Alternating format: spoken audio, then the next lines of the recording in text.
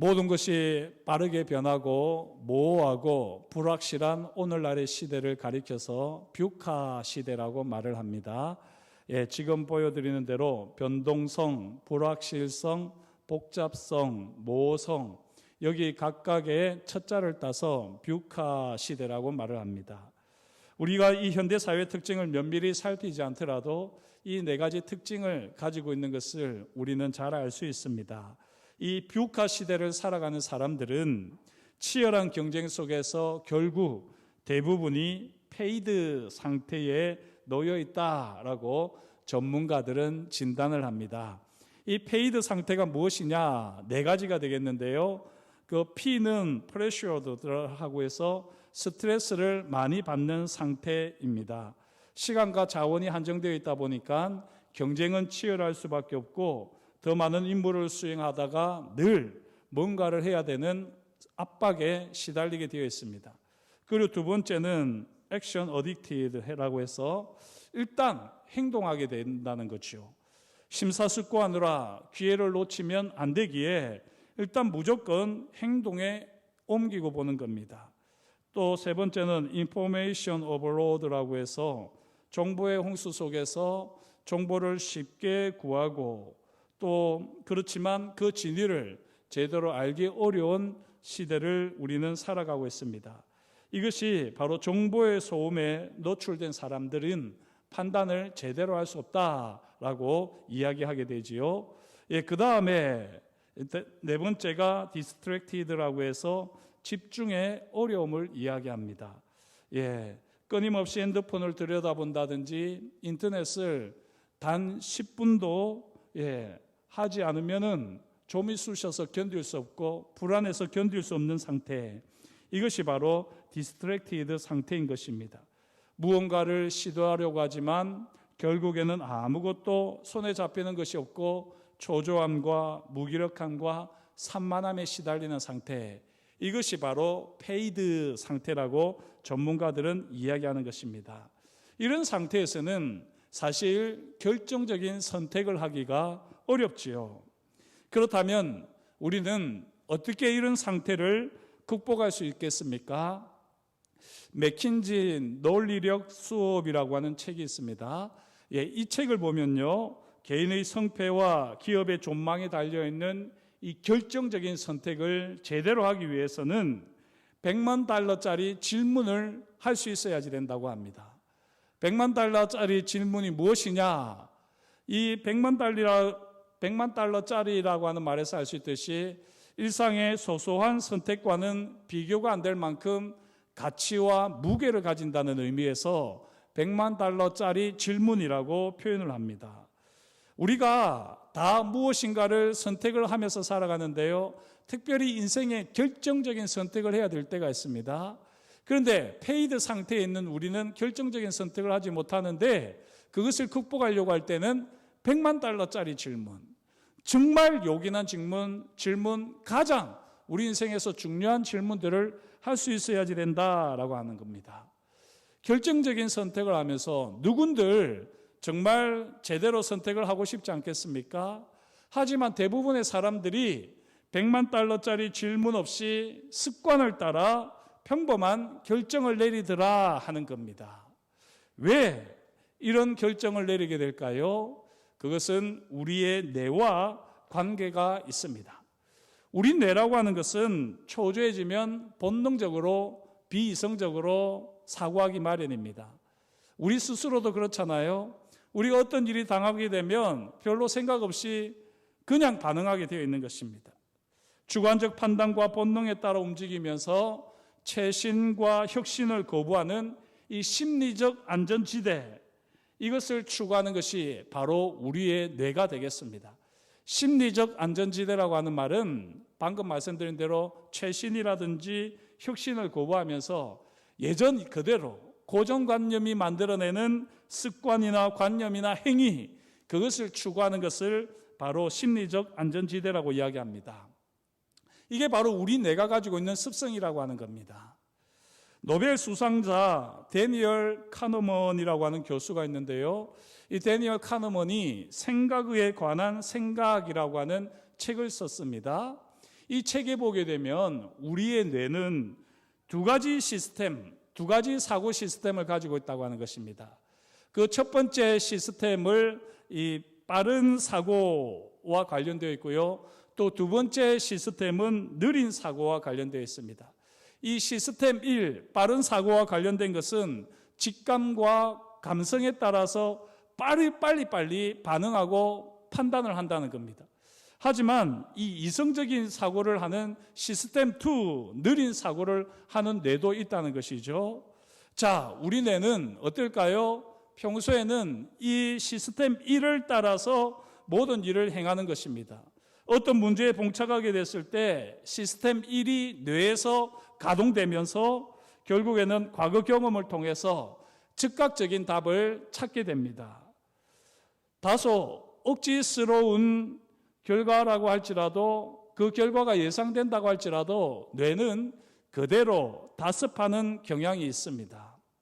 시스템 2 같은 경우가 이 이성적으로 뇌가 기능을 하면 좋을 텐데 이 시스템 1이 작동하고 있는 동안에는 시스템 2가 작동을 안 한다는 거예요. 수동적으로 가만히 있다가 시스템 1이 문제가 발생했을 때 그때 비로소 시스템 2가 논리적으로 이성적으로 사고하더라라고 그는 이야기합니다. 그렇다고 해서 이 시스템 1이 무조건 나쁘다라고 하는 것은 아닙니다. 이 시스템 1은 인류가 발전하는 데 있어서 지대한 영향을 미쳤습니다. 본능적으로 직감적으로 반응하게 하기 때문에 모든 위험으로부터 피할 수 있는 것 아니겠습니까? 우리가 영화를 보면서도 영화를 뻔히 보는 줄 알면서도 무서운 일이 발생하거나 이 사나운 맹수가 달려드는 그런 장면이 있으면 우리도 모르게 움츠려드는 것, 이것들이 바로 시스템 1, 뇌의 시스템 1이 작동하기 때문입니다. 또 우리가 평소에 일어나서 무엇을 입을까 고민도 하지 않습니다. 그냥 본능적으로 옷을 찾아 입습니다.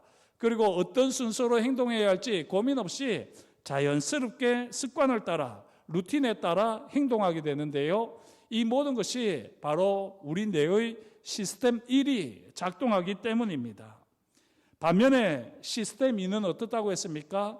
수동적이기 때문에 이 시스템 1이 작동하지 않을 때, 도움을 요청할 때만 시스템 2가 움직이게 되는 겁니다. 다시 말씀드리면 보통 우리가 의도적으로 이성적인 사고를 하려고 하는 습관이 들어있지 않으면 평소에 익숙한 문제를 그냥 아무 생각하지 않고 깊이 생각하지 않고 우리 본능대로 지금까지 해오던 대로 직감을 따라서 하게 되더라는 겁니다. 물론 일상적인 선택의 문제는 이렇게 해도 별로 문제가 되지 않죠.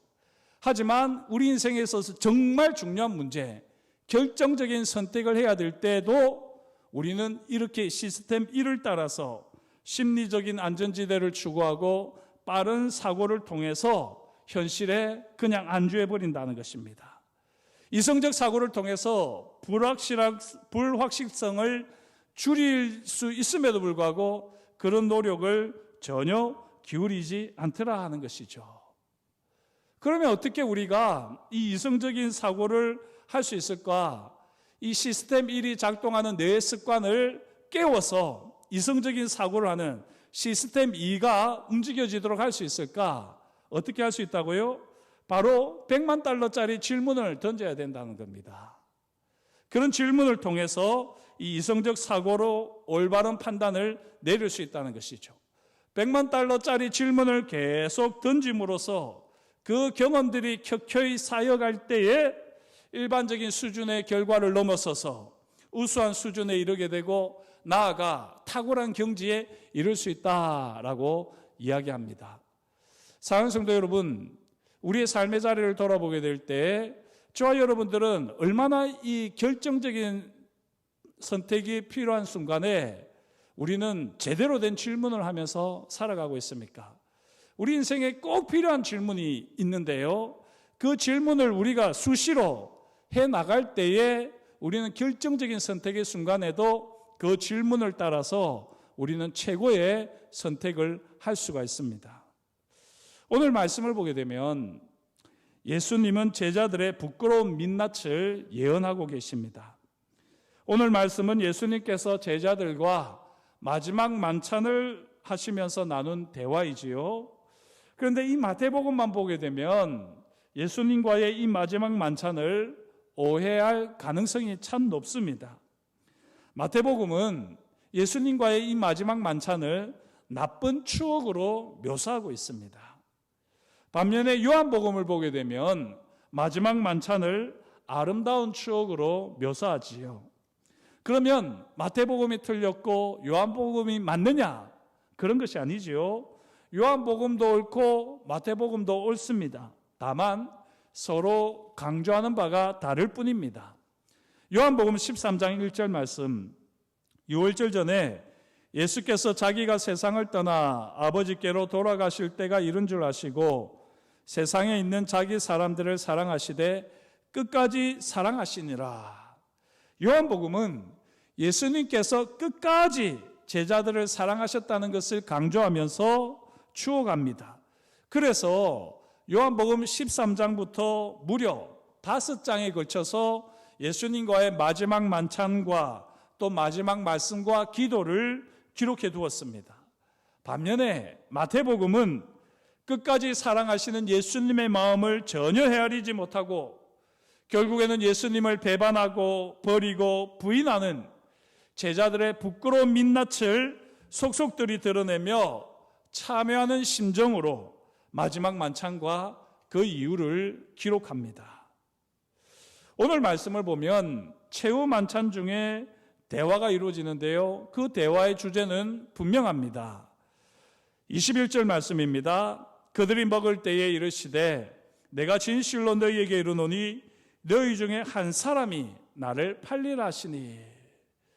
이렇게 만찬 중에 주님께서 너희 중에 한 사람이 나를 팔 것이다 라고 말씀하십니다. 절이며 아리는 마음으로 예수님께서 하시는 말씀이 제자들에게는 충격이지 않겠습니까? 그래서 제자들은 하나같이 주여 나는 아니지요 라고 묻습니다. 심지어 예수님을 팔 가룟 유다도 예수님께 묻지요. 랍비여 나는 아니지요 라고 하면서 묻습니다. 여기 마태복음을 보면 다른 제자들과 가룟 유다의 마음 상태가 다르다는 것을 이 질문을 통해서도 확실하게 대조시켜서 보여주지 않습니까? 다른 제자들은 예수님을 주여라고 부르지만 가룟 유다는 랍비여라고 부릅니다. 예수님께서는 가룟 유다가 예수님을 팔 것을 미리 아셨습니다. 그렇다면 이 예수님을 파는 가룟 유다는 심사숙고한 결과 예수님을 파는 행동을 했을까요? 아니지요. 앞에서 우리가 함께 생각한 대로 시스템 1을 따라서 본능과 감정에 의한 행동이었고 결정이었습니다. 그 결과 가룟 유다는 나중에 부끄럽게 여기고 후회를 하지만 그것으로 끝입니다.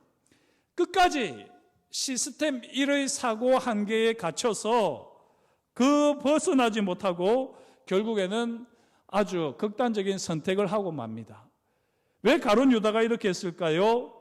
100만 달러짜리 질문을 제대로 한 적이 없고 그 답을 스스로 마음에 새긴 적이 없기 때문입니다. 그렇다면 이 100만 달러짜리 질문이 무엇일까요? 예수님께서는 나를 팔리라 말씀하신 후에 제자들과 성만찬을 하셨습니다. 이 성만찬을 하는 장면이 사복음서에 다 나오는데 물론 요한복음에는 정확하게 나와 있지는 않지만 이 성만찬이 사복음서에 나오는데 이걸 가만히 보게 되면 가룟 유다도 그 성만찬에 있었습니다. 무슨 말씀이냐? 가룟 유다도 예수님의 십자가 은혜를 통해서 새로워질 기회가 있었더라는 겁니다. 그럼에도 불구하고 왜 가룟 유다는 스스로 그 새로워질 기회를 놓쳐버렸을까요?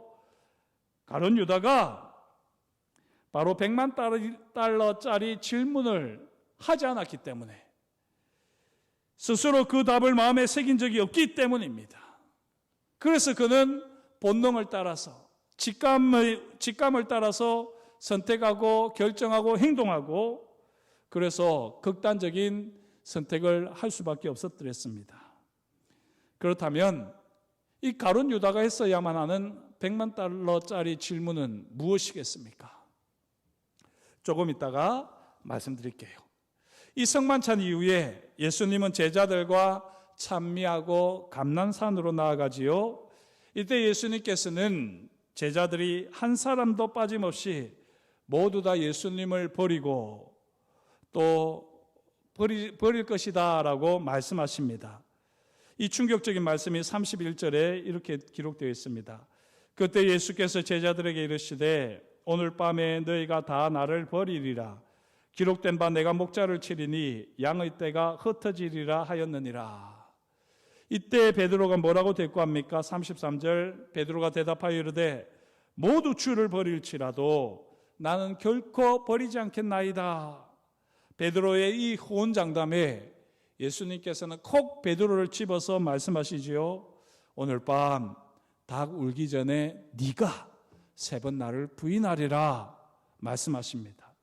이때 또 베드로는 어떻게 합니까? 예수님이 콕 집어 말씀하시니까 당황하면서 헛맹세를 합니다.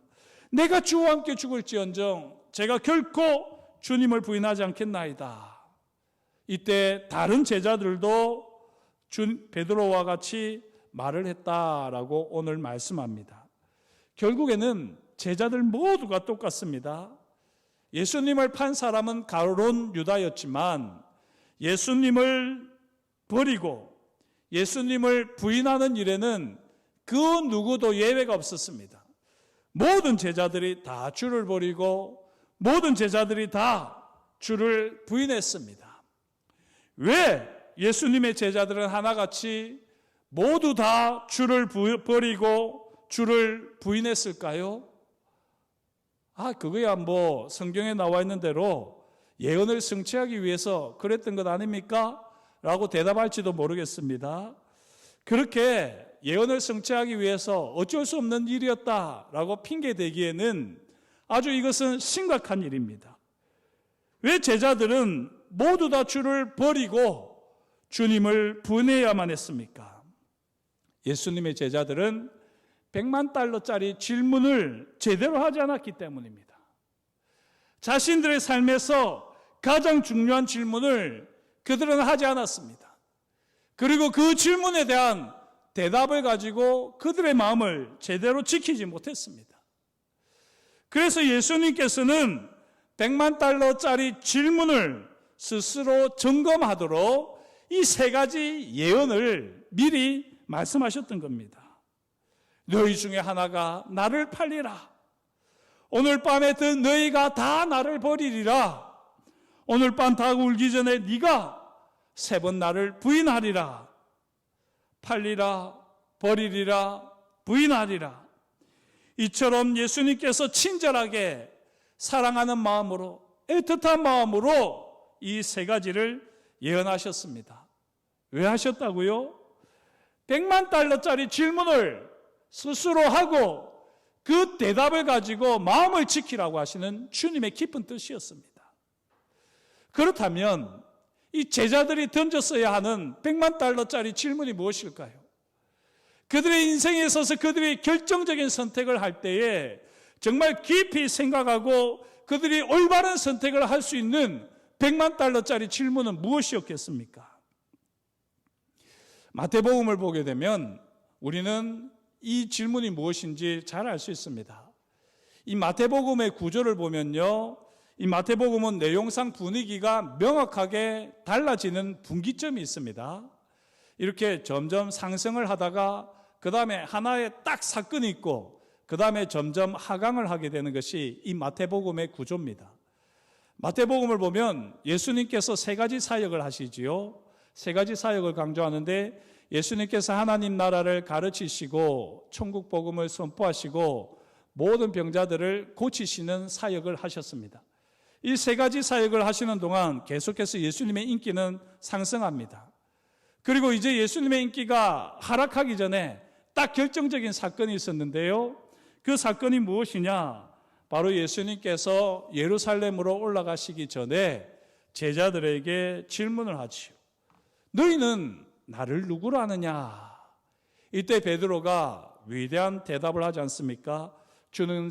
주는 그리스도시요 살아계신 하나님의 아들이시니이다 대답합니다. 하지만 이 유명한 대답 이후에 베드로는 어떻게 되었습니까? 바로 예수님께로부터 책망을 받지 않습니까? 사탄아, 내 뒤로 물러가라. 네가 하나님의 일은 생각하지 아니하고 도리어 사람의 일을 생각하는도다 라고 하면서 책망을 듣습니다. 그리고 나서 주님이 주셨던 말씀이 있습니다. 이것을 여러분들은 꼭 기억하셔야 됩니다. 우리가 요한복음 3장 16절 말씀은 꼭 외워야 되는데요. 요한복음 3장 16절 말씀과 함께 이 땅을 살아가면서 저와 여러분들이 꼭 기억해야 되는 말씀이 바로 이 마태복음 16장 24절의 말씀입니다. 이제 함께 읽겠습니다. 이에 예수께서 제자들에게 이르시되 누구든지 나를 따라오려거든 자기를 부인하고 자기 십자가를 지고 나를 따를 것이니라. 아멘. 주님께서 이 말씀을 하셨어요. 너희는 나를 누구로 아느냐? 그때 위대한 고백을 베드로가 했지만 그것이 입술에 있는 고백이었고 실제로 베드로의 중심으로부터 나오는 고백은 아니었습니다. 그래서 사탄아, 내 뒤로 물러가라 라고 하는 책망을 받았지요. 그 다음에 주님이 주셨던 말씀이 바로 이 말씀입니다. 내 입술의 고백이 내 마음의 중심의 고백이 되기 위해서는 바로 이것을 네가 늘 기억해야 된다는 것 아닙니까? 그리고 주신 말씀이 누구든지 나를 따라오려거든 자기를 부인하고 자기 십자가를 지고 나를 따를 것이니라 말씀하셨습니다. 사랑하는 성도 여러분, 여기에 100만 달러짜리 질문이 있습니다. 나는 자기를 부인하고 있는가? 나는 자기 십자가를 지고 있는가? 나는 주님을 따르고 있는가? 이 세 가지 질문은 우리가 주님 앞에 설 때까지 계속해서 우리가 물어야 되는 위대한 질문입니다. 세상 사람들은 결코 던질 수 없는 질문입니다. 오직 주는 그리스도시요 살아계신 하나님의 아들이시니이다 고백하는 사람들, 그리스도인들만이 던질 수 있는 위대한 질문이고요. 이 질문에 어떻게 응답하느냐에 따라, 이 질문을 우리가 얼마나 제대로 던지느냐에 따라 우리가 진짜 그리스도인인지 아니면 무늬만 그리스도인인지 구별되어진다는 겁니다. 이 100만 달러짜리 질문에 질문을 제대로 던지지 못한 제자들, 그들은 본능대로 직감과 감정을 따라서 움직이면서 결국에는 예수님을 팔고 예수님을 버리고 예수님을 버리기에 이르렀던 겁니다. 예수님께서 제자들이 행할 세 가지를 미리 말씀하신 이유가 무엇이라고요? 100만 달러짜리 질문을 스스로 던지고 거기에 대답할 마음을 가지도록 하셨던 겁니다. 나는 자기를 부인하고 있는가? 나는 자기 십자가를 지고 있는가? 나는 주님을 따르고 있는가? 하지만 제자들은 여전히 100만 달러짜리 질문을 마음에 품지도 않았고 그 질문에 대답하면서 자신을 무장하지도 못했습니다. 그래서 너무 쉽게 예수님을 배반하며 팔아버렸고요. 너무나도 쉽게 한 사람도 예외 없이 모두 다 예수님을 버리고 예수님을 부인하기에 이르렀습니다. 사랑하는 성도 여러분, 이 세 가지를 기억하셔야 됩니다. 자기를 부인하지 않는 사람은 주님을 부인하고 맙니다. 자기 십자가를 지지 않는 사람은 주님을 버리고 맙니다. 주님을 따르지 않는 사람은 돈을 따르면서 결국에는 주님을 배반하고 팔아버립니다. 가룟 유다가 주님 대신 돈을 따르며 예수님을 배반하며 판 이유가 무엇입니까? 제자들이 다 하나같이 예수님을 버리고 예수님을 부인한 이유가 무엇입니까? 예수님께서 하신 결정적인 말씀을 따라 100만 달러짜리 질문을 하지 않았기 때문입니다. 사랑하는 성도 여러분, 저와 여러분들은 이 100만 달러짜리 질문을 늘 마음에 품고 살아가고 계십니까? 늘 이 질문에 여러분들은 정직하게 대답하시면서 살아가고 있습니까? 우리가 이 사순절을 보내면서 무엇보다도 이 세 가지 질문을 우리는 마음에 품어야 됩니다. 그리고 이 세 가지 질문에 우리 나름대로 정직하게 대답할 수 있어야지 우리는 주님의 십자가 길을 따라갈 수 있는 것 아니겠습니까? 100만 달러짜리 질문을 마음에 새긴 사람은 어떻게 살아갈까요? 100만 달러짜리 질문에 온전히 응답하는 사람은 어떤 삶을 살아가겠습니까? 이 마태복음을 보면요, 100만 달러짜리 질문에 온전히 응답한 인물로 한 여인을 소개합니다.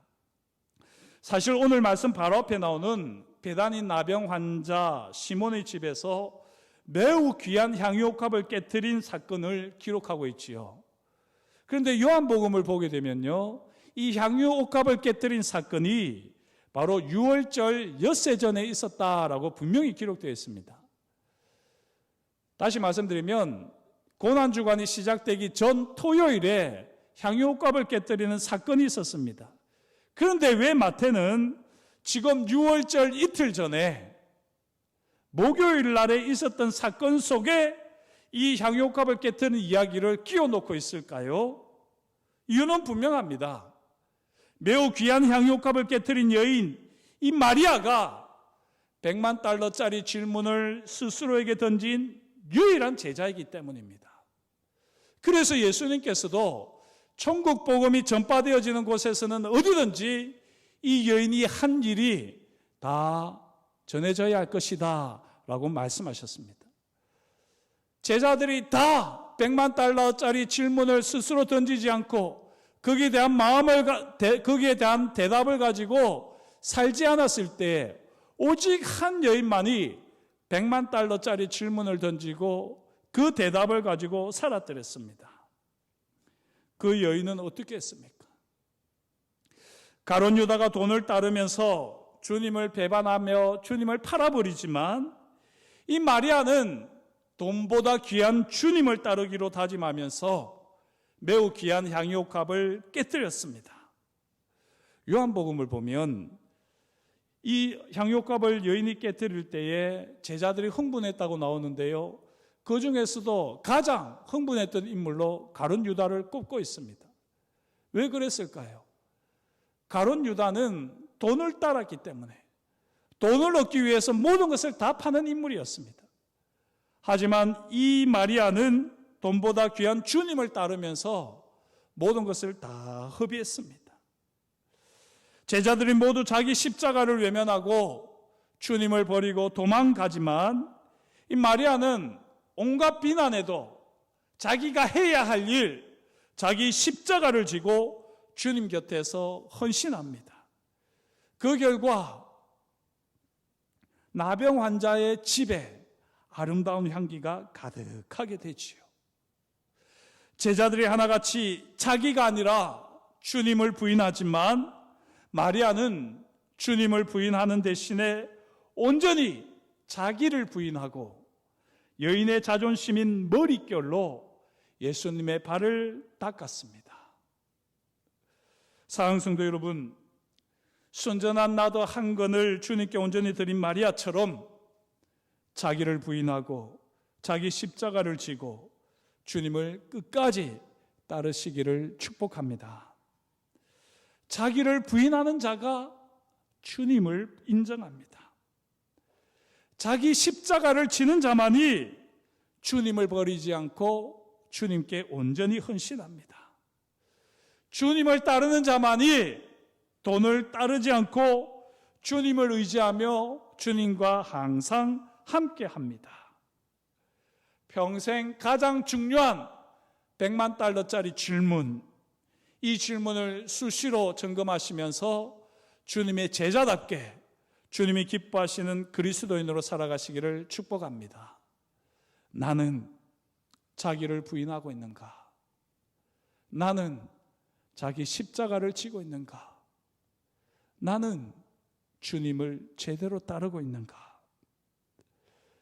특별히 이젠 고난주간이 시작됩니다. 이 한 주간만이라도 우리 인생의 가장 중요한 질문, 내 삶을 송두리째 바꿔놓을 수 있는 특별한 선택이 이루어지는 질문, 이 세 가지를 주님 앞에서 던지면서 순전한 나도 옥합을 깨뜨린 마리아처럼 주님 앞에 우리 삶을 온전히 드리는 신실한 예배자가 되어질 수 있기를 주의 이름으로 축복합니다. 기도하시겠습니다. 하나님 아버지, 주님께서 오늘도 우리에게 말씀하여 주시니 감사합니다. 우리가 던져야 되는 질문, 우리 인생의 가장 중요한 질문, 우리 삶을 온전히 바꾸는 질문, 이 질문을 우리는 얼마나 하고 있습니까? 이 질문을 애써 외면하면서 우리의 본능을 따라, 직감을 따라 하나님 아버지 손쉬운 결정을 하고 또 후회하며 계속해서 다람쥐 쳇바퀴 돌듯이 반복하고 있지는 않습니까? 주여, 우리로 하여금 100만 달러짜리 질문을 늘 가슴에 품게 하여 주시고 이 질문에 대한 대답을 가지고 주님 앞에서 살아내는 하나님의 사람들 되어지게 하여 주옵소서. 우리 인생의 결정적인 선택의 순간이 올 때에 본능을 따라 어리석은 선택을 하지 않게 하시고 주님의 뜻을 따라서 주님이 기뻐하시는 순종과 헌신의 결단을 할 수 있는 하나님의 사람들이 다 되어질 수 있도록 이 세 가지 질문을 항상 품고 살게 하여 주옵소서.